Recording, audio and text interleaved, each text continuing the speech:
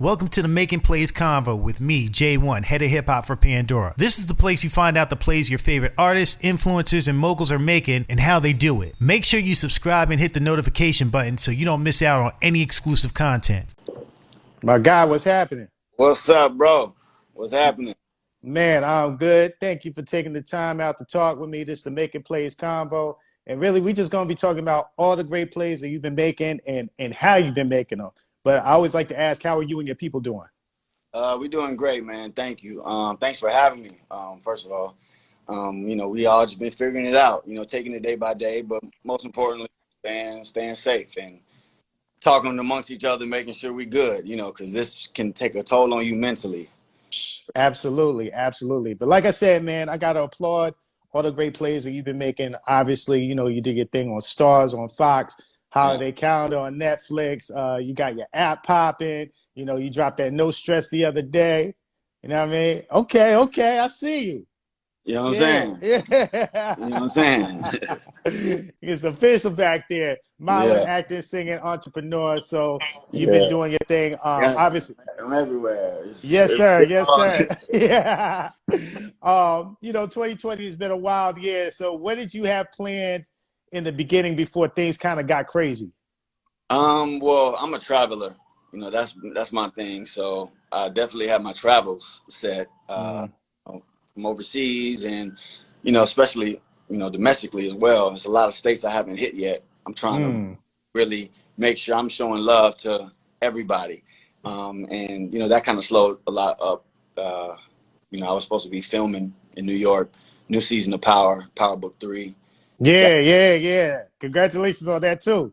Thank you. That got kind of, pushed to the side, but everything should be kind of be in the conversation soon to let us know, if we have an opening of production, but nothing right now. Man, so how have you adjusted? Because obviously you had a lot going on. You was moving around. You like to travel. How have you adjusted to pretty much having to kind of sit down and sit inside? It's funny because I think past 2 years, I think I've been practicing that. Just that and self-isolation, just really maximizing your time by yourself and not feeling lonely, and finding the great or finding inspiration from being by yourself. I think that's kind of what this is now forcefully, it's forcing you to do that. You got to find this or take this time as a growth period as well. That's kind of what I noticed started to happen instantly because we all started to do it at once. Everybody's doing the same thing. And I had to always remind myself that as well. Like certain days I would be in a funk, not knowing why. And, I got to remind myself, like, we all going through this and we all kind of have to, communicate amongst each other too, especially the close ones you got, about what you feeling. Because I never in a million years expected I'd be experiencing something like this, I don't think anybody did. The world literally has stood still. Yeah. I just maximize, like I said, my time in my place that I call this Area 91. The frequency. Yeah. And I've been able to really, really put my time into pretty much making it how I wanted to be able to work on all these things I have, music, just everything, Yeah. The quarantine was definitely a blessing in that sense. And yeah. No doubt, bro. I mean, you got so many things going on, but I heard back in the day you wanted to be a professional baseball player. Guess what? I still want to be a professional baseball player. Really? Okay. And I promise myself that once I live a little, I'm gonna put my tunnel vision on trying to make it to the league, seeing kind of what it takes. Yeah. To do that. It's funny. I was losing hope, kind of, the older I got. But then I'm like, actually, there's like a 40-year-old, 43-year-old, even older than that, pitcher still in the league. Yeah, that's true. So it's like that, baseball is my favorite sport. It's the game of life. Yeah. And baseball is back, by the way. I don't know. The MLB has been letting us know, training is about to start. Yeah. So I It's gonna be interesting to see like them doing a 60 game season because that's like 100 games less than what right. they usually do. So I think you're gonna see a lot more intensity. They like on the NBA schedule now. But I think they've sat back and kind of strategically figured out what's best and how to, still, get the show going. Because I'm missing out for sure. Yeah, no doubt. What's your team, by the way? Yankees all day, every Absolutely. day. There you go. There you go. I'm Yeah, with you, bro. I grew up watching the Yankees. So what made you pivot? When did you get into like modeling and acting? I'm gonna be honest. Uh, I moved a lot, with my family, and Right. I was always on the go. I'm always on the move because there's too much shit to do. But that kind of was that was the negative side to school with hmm missing it because I was always on the move. I missed it, and it was it took away my sports eligibility. Mm.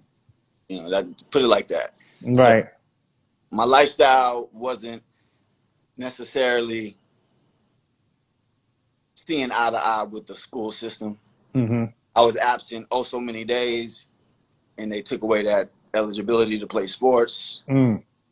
Literally, all I did was go to the batting cages, go throw with the homies. Yeah. Just anything, whatever. When you passionate, you always doing it. It Right. wasn't after school.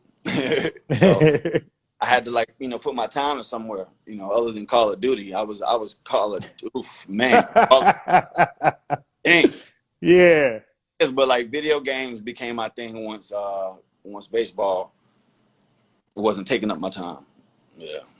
So was it the video games that kind of attracted you to the tech world?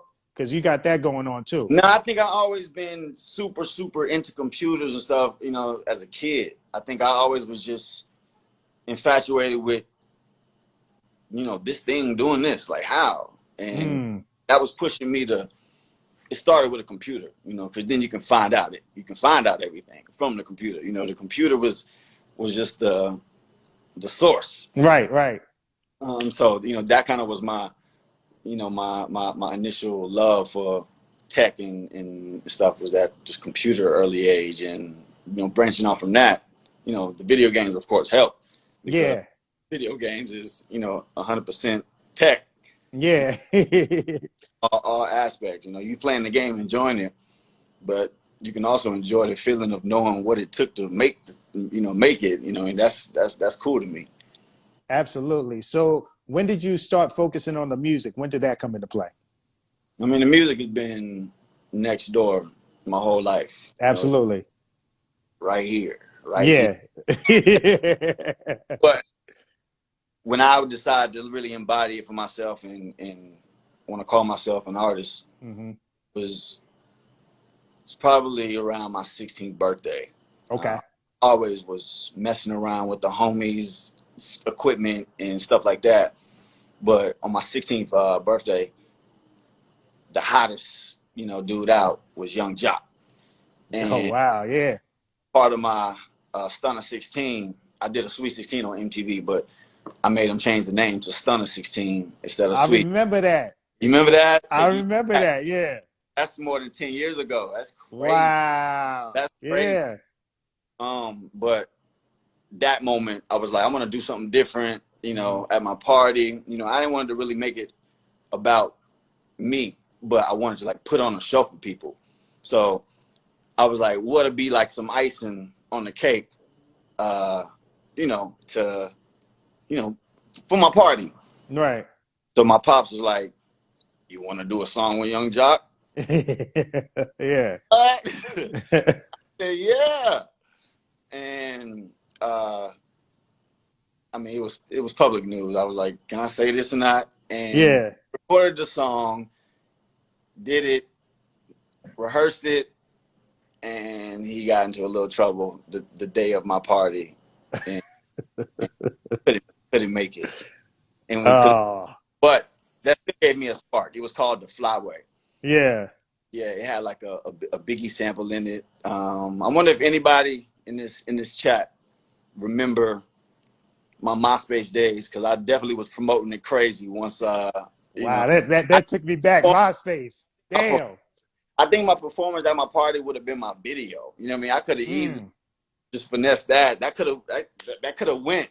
Yeah, yeah. You know, it was like I roll in the Lexus, the Benzes, the Flyway.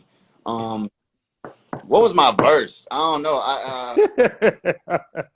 I said, and somebody wrote it for me. You know what I mean? I wasn't like a writer back then. Yeah. Like it was like, it's way too easy. Stunt like my pop, but no, it ain't Wheezy. I can't even remember it. I remember. I don't even know. I can't remember it. Yeah. Man, that's wild, bro. Man, but let's fast forward. You dropped that No Stress the other day. Yesterday. Yeah, yesterday, fresh out the box. And the video was out. All at once. That was my first time doing that, and I think I may try and do that any chance I get, just because like it's a bigger boom. Yeah.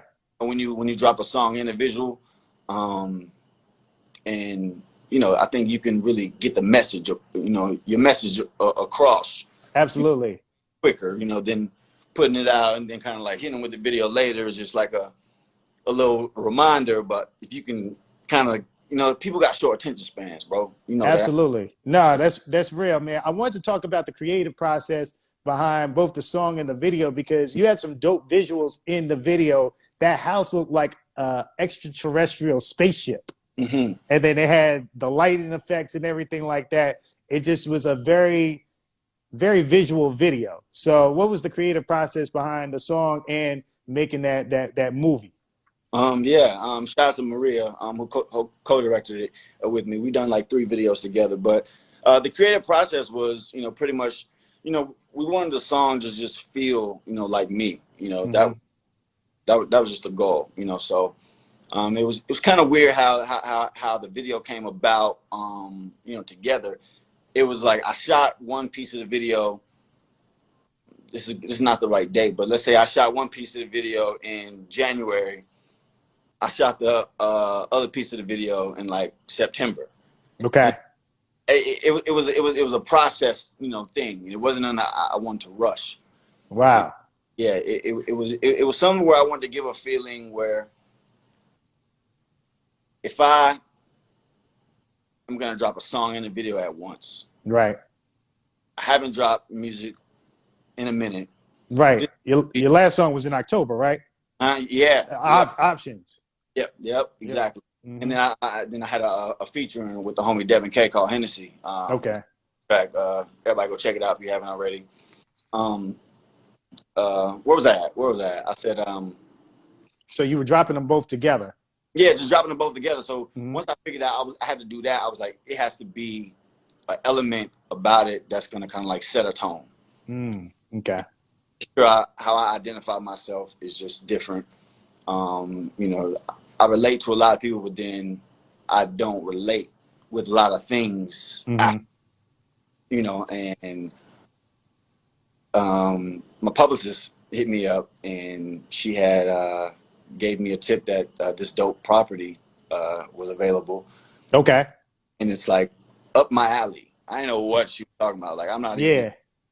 I'm like, what are you talking about? Yeah. UFO. And I was like, this is exactly what I needed to finish this video. Yeah. That kind of brought everything kind of back to life again, because I was like a little stuck, but I was like, you know, time will tell. You know, you got to have patience sometimes. And, you know, approaching the whole UFO side of things is just how I feel. You know, yeah. Like, even though I love my space, you know, kind of like get that whole, you know, message, you know, again, and showing who I am with, you know, just showcasing different sides of me. Yeah, man. No, it's very creative. Again, very visual. For those who are on the live right now, if you haven't checked out the video, please check it out. It's you know, it just had a real organic and classic feel to it. It was very original.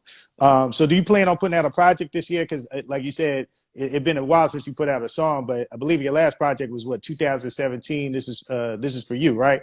Yeah, yeah, but I feel like projects are premature until they're ready. You know, Okay, okay, like as long as I can just keep putting out music, putting out a project, we saying the same thing right, at the end of the day. Because if I put out 7 songs back to back, you put them together in a playlist. What is that?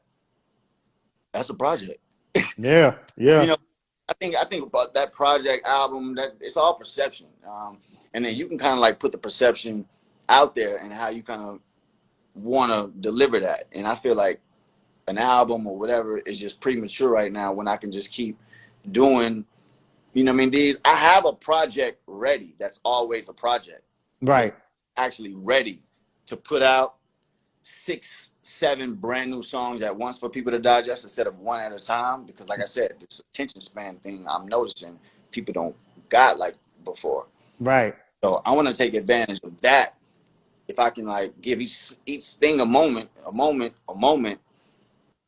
you know, Yeah. it'll call for the project. And have the visuals lined up with it and everything to have that impact. Project. I need Right. people. Where's the project? Got a couple right now saying that, but until everybody's saying that, you know, then we're gonna do it. You know, I will say this. no stress. You know what I mean? Because there's no stress. It's like, you No know, stress. How I wrote it. You know, I want to really like set that tone. You know what I mean? Right. Right. One side of me. You know, I got so many different sides, and I feel like if I gave you an album with 10 different vibes that are like left, right, diagonal, upside down, twisted, right, you ain't gonna receive it the same as if I gave it to you at one at a time. Right. No, that makes sense, man. I will say this though. I did like your Night and Day 2.0 and Late Night Flex off the last project. So I will say that. I'll put it out there like that. That's two favorites, absolutely. Yeah. But how do you balance everything out? Because you got singing, you're acting, modeling, you're an entrepreneur. How do you pay attention to all of these things that require a lot of attention? Well, first things first, I got a great team. So shout out to Nancy, shout out to Canessa. They kind of are able to keep everything in front of me, overwhelm me at the same time too. Because they got to push me and still too. I push myself, they push me, but it's like I got to find that area where it's like, where's the balance where, you know, this may not need to be worked on right now. Right. Because this, that, and the third. So they help me with, you know, with that side of it. But with the specific things that I do, I feel like they all play a part in my life. So just like Monday, you may do something. Tuesday, you may do something else. Wednesday, you may do something else. You know what I mean? Everything that I do has its own time. So this, and this is all happening right now. It needs to be worked on right now. Like, I'm a night owl. I like to go in the studio and work on that late at night. Okay. That's my time. Right. Management, sleep. Publicists, sleep. You know, like, no conversation is needed for any other work stuff. So it's like, that's my time to really get it in creatively in the studio. But then, right. You know, if I know I have something scheduled and stuff like that, that's the easy part. Because if that's scheduled, I know I can't make sure I can't do anything that deals with this till I got this scheduled in. You know, so everything kind of balances itself out, and I don't sign up for anything kind of similar. That, you know, everything is so true to me. It works out into how I live, and it works itself out. You know, I think the challenge is balancing the plate. You know, Yeah. You know how they say you got a lot on your plate? I got a lot on my plate. Right.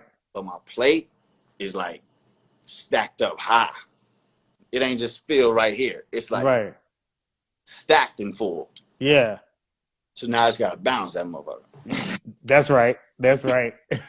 Everything gotta be kind of evenly distributed. Right. Exactly. Nah, that makes it. That makes sense. You can't give your life like 100% in everything else. Everything got to be 100%. So you got to have like 1,000% pie, not 100% pie. You got to give everything 100%. You can't give this 20%, get that 15%, get this 5%, get this 5%. No, that makes sense, bro. I'm gonna wrap it up on this question right here. What does the second half of 2020 look like for you? Well, most importantly, the music is not gonna stop. I think I've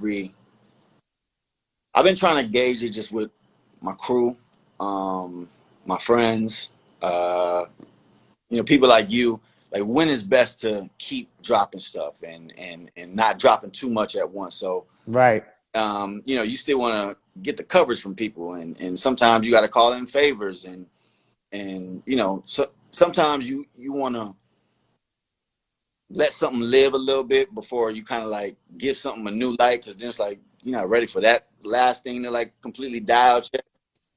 So I think the consistency of dropping the music is going to be like on an every 4 or 5 week, basis. So a single every 4 to 5 weeks, y'all can. Okay. A single and a video. A single and a video, right? And a video. That's what we talking about. If it ain't gonna be at the same time, it's gonna be trailing it or whatever. I'm trying to shoot a video for every joint.